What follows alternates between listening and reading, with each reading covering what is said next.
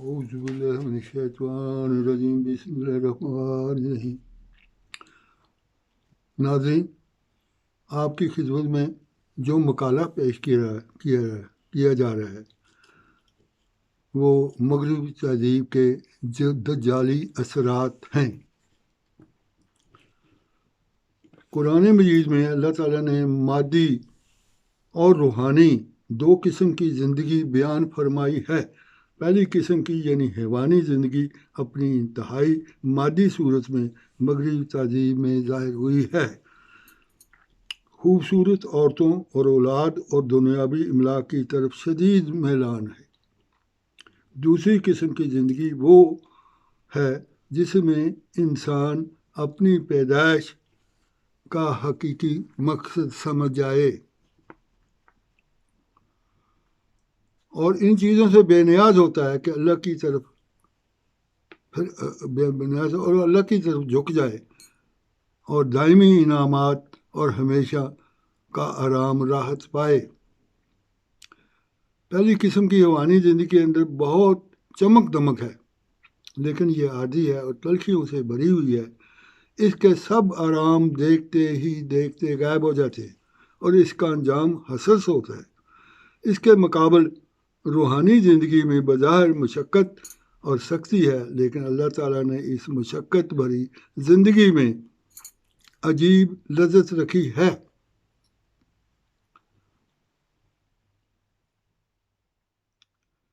اس کی سختی میں عجیب کشائش محسوس ہوتی ہے، لیکن اللہ تعالیٰ نے اس مشقت بھری زندگی میں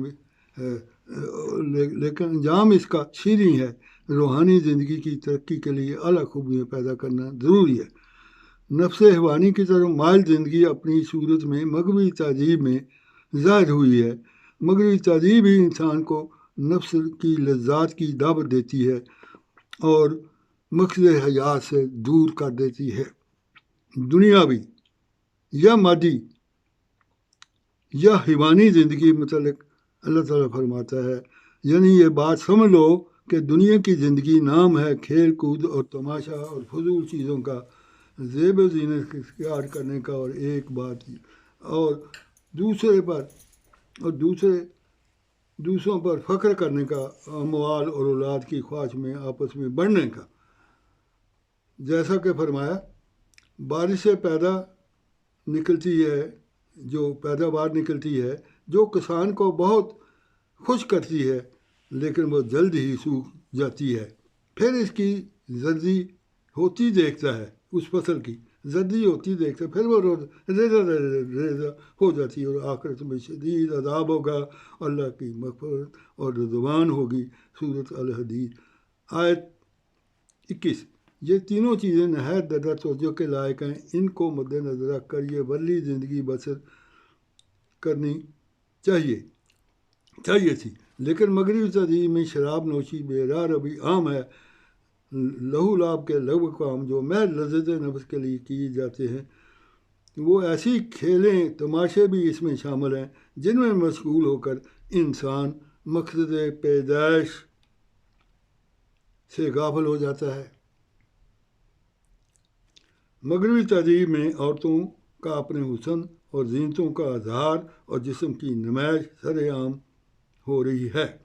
مرد عورت کا اپنی دولت جاہ و حشمت کا اظہار کرنا ان کا زندگی کا مقصد بن کر رہ گیا ہے۔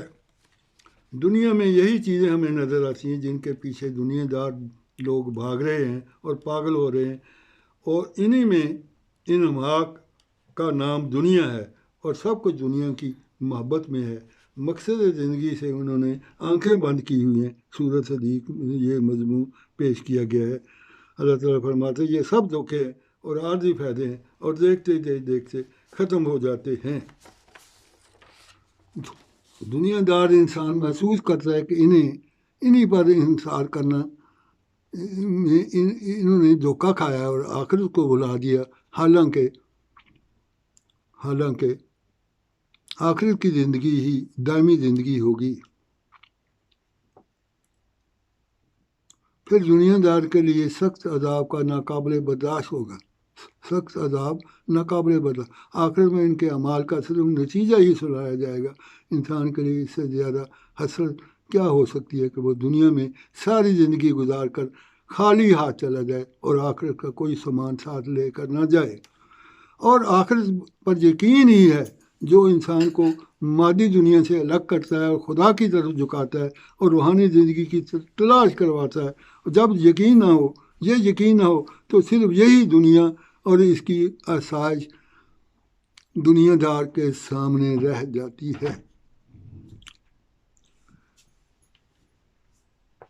اس دنیاوی عارضی زندگی میں انسانی اخلاق کی حفاظت کے لیے ہوتے ہیں جو اخلاق وہ اپناتا ہے، حفاظت خدا تعالی کی رضا جوئی اور آخرت کی بہتری کے لیے ان اقوام کے یہ ظاہری اخلاق روحانی ترقی کا ڈھانچہ بننے سے قاصر ہیں۔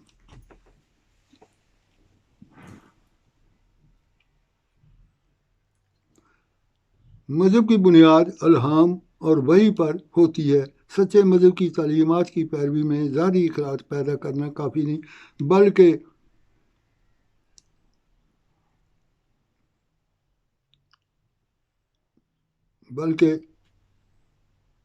اخلاق فاضلہ اعلیٰ کی ضرورت ہے۔ لیکن شیطانی اخلاق کے نام پر ایسی ملمہ سازی کرتا ہے، ایسے دھوکے دیتا ہے کہ نیری عقل اس کے مقابلے سے قاصر رہ جاتی ہے۔ عقل خود اندھی ہے، گر نیت الہام نہ ہو۔ مغربی تہذیب اخلاق کے نام پر جو منظر کشی پیش کر رہی ہے، اس سے انسانیت کا ماتم ہو رہا ہے۔ اس کی تہذیب میں حیا جیسی کوئی چیز باقی نہیں رہ گئی۔ ہر وقت ہر سو الہی عذاب الہی کو دعوت دی جا رہی۔ ہاں، کاروبار، تجارت، لین دین اور معاشرتی اور ریاستی امن کے لیے جن ظاہری اخلاق کی ضرورت ہے وہ بڑی صدق دلی سے ان کے ہاں مروج ہیں، لیکن ان میں بھی دھاندلی کی جاتی ہے۔ جبکہ غیر ملکوں اور قوموں سے معاہدات کیے جاتے ہیں تو ان میں اخلاق کی ان کی کلی کھل جاتی ہے۔ پھر ہر قسم کے اخلاق بلائے طاق رکھ دیے جاتے ہیں۔ ان کی تہذیب کا پیدا کردہ تکلیف دہ امر اخلاق سوزی کا ذاتی یا فردی آزادی کا نعرہ ہے، جس کے نتیجے میں مادت پدر آزادی کی صورت میں نکلا ہے۔ ان کی تہذیب نے ترقی کے تمام میدانوں میں رفتیں حاصل کی ہیں، تعمیر میں بھی اور تقریب میں بھی، آبادی میں بھی اور بربادی میں بھی، اور اخلاقیات کا کھانا لیکن خالی ہے۔ مغربی تہذیب کا مستقبل تاریک ہو چکا ہے۔ اس خلا کو پر کرنے کے لیے جماعت احمدیہ کی ذمہ داری کہ وہ دنیا کو اسلامی تہذیب سے متعارف کرائے اور اسلامی تہذیب کو نافذ کرے اور انسانیت کو کہر مذلت سے نکال کر اشرف المخلوق بنائے۔ ہمیں آج اس چیلنج کا سامنا ہے۔ حضرت مسیح موعود علیہ السلام کی بعثت کی غرض یہ بھی تھی کہ صلیبی اور دجالی فتنہ کی تہذیب سے دنیا کو نجات دلائے۔ حضرت خلیفۃ المسیح ثانی رضی اللہ عنہ فرماتے ہیں کہ ہم اور مغربیت ایک جگہ جمع نہیں ہو سکتی، یا زندہ رہیں گے یا مغربیت زندہ رہے۔ خطبات مبعوث جلد 100 صفحہ 300۔ فرمایا تمام رسم و رواجوں، مغربیت کی تمدنی پابندیاں ترک کر دیں اور اسلامی فضا جو حضرت مسیح موعود علیہ السلام نے دنیا میں قائم کرنا چاہتے تھے قائم ہو جائے۔ یاد رکھو، مغربی تہذیب اور تمدن اور فیشن ہرگز باقی نہیں رہیں گے بلکہ مٹا دیے جائیں گے۔ اب ان کی جگہ دنیا میں اسلامی تمدن قائم ہوگا۔ خطبات محمود جلد 100 صفحہ 460۔ السلام علیکم ورحمۃ اللہ وبرکاتہ۔